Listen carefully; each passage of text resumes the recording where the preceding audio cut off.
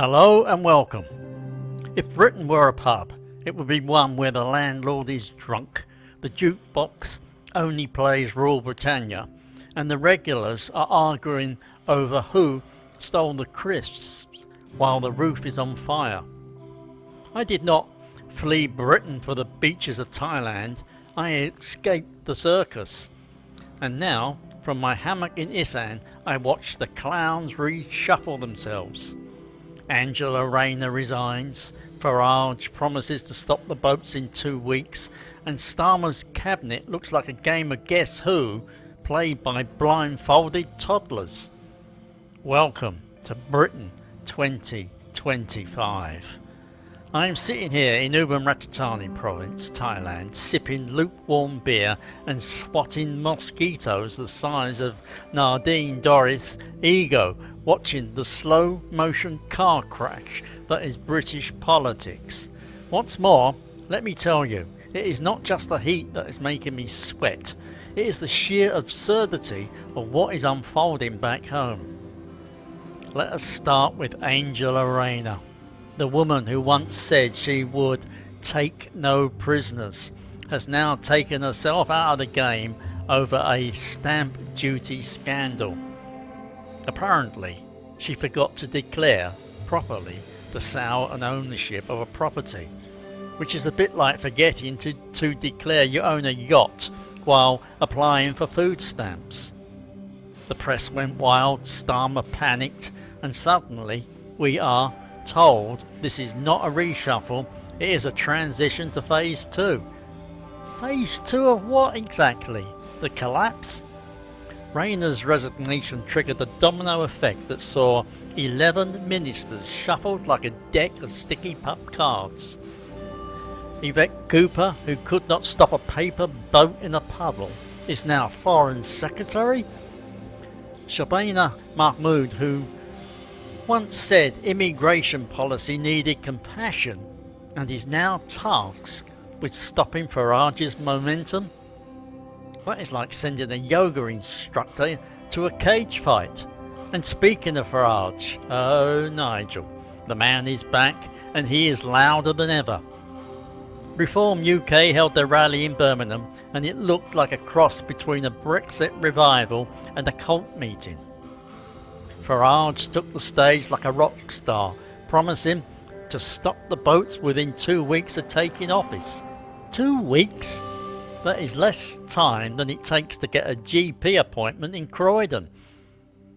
He is setting up a department for preparing for government, which sounds like something you'll find in a Monty Python sketch.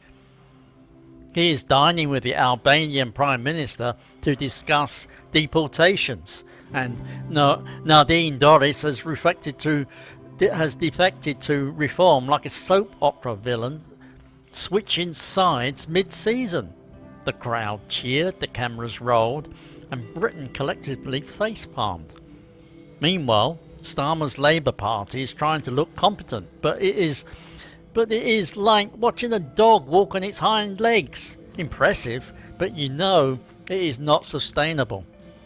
They have spreadsheets, slogans and a new cabinet that looks as if it was assembled by drawing names out of a hat. The reshuffle was not strategic, it was desperate. A frantic attempt to plug holes in the sinking ship with chewing gum and optimism. On top of that, what is the public supposed to do? Vote for the party that broke the country or the one that promises to fix it with vibes and volume? Reform UK is surging in the polls. Labour is hemorrhaging credibility and the Tories are somewhere between denial and delusion.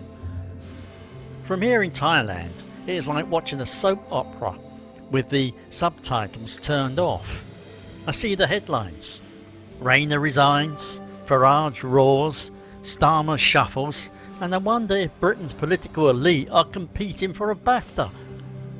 The performances are dramatic, the plot twists are absurd, and the audience is exhausted.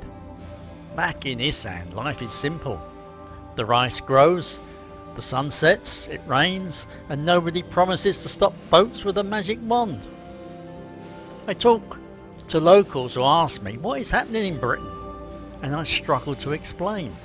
How do you translate political pantomime into Thai? How do you describe a country where ministers resign over stamp duty while populists promise miracles? I tell them Britain is in a sad place, not just economically but spiritually.